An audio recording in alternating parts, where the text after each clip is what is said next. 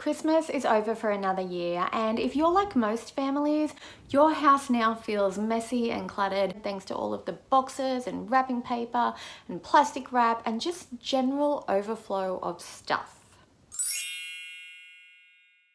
A tidy home makes you feel more relaxed and happy, so let's get your home in order in 3 simple steps. Step number 1 is to put away new items. Now first we want to make some space by decluttering clothes or toys or things that aren't necessarily wanted or used much anymore. Here's my favorite step-by-step method for decluttering kids' toys. First, you grab a big tub with a lid on it. There are really nice ones that you can get at Bunnings, and you go and ask the kids, what do you have that's a toy or a game or anything that you don't use much anymore, or what's something you haven't played with in a little while?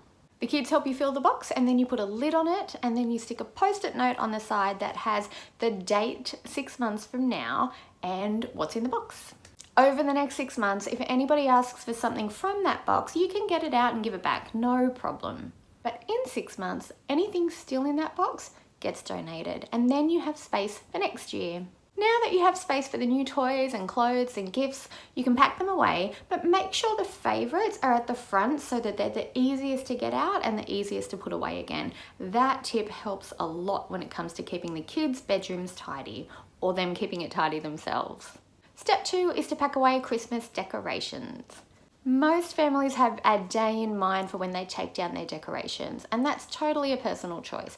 You can pick any day you want. Some people do right after Christmas on Boxing Day, others do New Year's Eve, New Year's Day, whatever day you choose, just make sure it feels right for you. We take ours down on January 8 and we do it in 4 easy stages so that it's a gentle goodbye to the holiday season and none of the task feels overwhelming. This is especially helpful when you have young kids like toddlers. On day 1, we pack away any decorations that are not on the tree. On day 2, we take down the decorations that are on the tree and we put them in a box to pack away. On day 3, we take down the Christmas tree lights, wrap them up nice and tidy and put those away. And on day 4, we take down the tree itself and then sweep up that area and put back any furniture that used to be there. 4 simple stages, nice and easy, and the family's more likely to help out because these steps are easy and they're one by one, as opposed to everybody else thinking it's a big job and leaving mum to do it all. Step 3 is to deal with the wrapping paper and packaging. Now we use material for our Christmas wrapping at home, so that's really easy to take care of. You can use it again every year, which is great for the budget and great for reducing waste, but also you can just fold it up really neatly and it stacks really small, so it's easy to manage in terms of tidying up.